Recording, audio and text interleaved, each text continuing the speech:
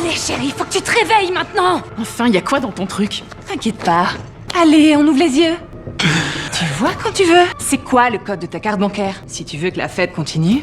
Après avoir découvert le mot de passe de la carte bancaire de Landry, les trois femmes emportent aussitôt tous ses biens. Le lendemain, l'homme est déjà mort lorsque le responsable de l'hôtel vient faire la vérification des chambres. L'examen du médecin légiste révèle que Landry est mort d'une overdose de stupéfiants. Il était avec des filles, y a pas de trace ADN sur lui? Non, il n'a pas conclu. Paix à son âme. La seule chose qu'il est branché dans son pantalon, c'est son portefeuille. Pour l'instant, non, c'est à déterminer. Pendant que les policiers inspectent les indices sur les lieux, le responsable indique avoir vu 4 fois ce mois-ci des clients ligotés sur un lit puis braqués. Cependant, les policiers précisent n'avoir reçu aucun dépôt de plainte à ce sujet. Il se réveillait ligoté à poil. Vous connaissez la chanson, un mec marié, ou un peu en vue, ou même les deux.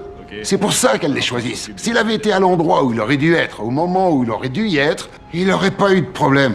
Les policiers trouvent dans le portefeuille la facture des consommations de Landry au bar la nuit précédente. Après consultation des vidéos de surveillance, le chef identifie les 3 femmes qui se sont approchées volontairement de Landry. Comme elles n'ont jamais eu de relation charnelle avec les victimes, la police ne peut pas identifier les suspects grâce à l'ADN. Par ailleurs, la plupart des victimes déposent plainte par honte. L'affaire retombe une nouvelle fois dans l'impasse. La police reçoit soudain une nouvelle plainte. Un décès survenu selon le même mode opératoire dans un autre hôtel. Tous les agents se rendent aussitôt sur place. Benson remarque que cet homme présente les mêmes symptômes de mort que son frère Simon, et que le drame s'est également déroulé dans ce même hôtel. Benson comprend alors que la mort de son frère n'est absolument pas un accident. Elle sollicite immédiatement une confirmation auprès du médecin légiste. Mais la scène du décès de Simon ne comportait aucun indice criminel. De plus, il consommait des stupéfiants depuis 6 mois. Le médecin légiste a donc classé le décès comme une overdose accidentelle. Tandis que Benson persiste à affirmer que son frère a été assassiné. C'est possible, seulement ces filles ont l'air de s'attaquer à des millionnaires. Tu m'avais dit que ton frère avait pas un rond. Elles ont peut-être cru qu'il était riche. Simon, il avait du bagou, surtout avec les femmes.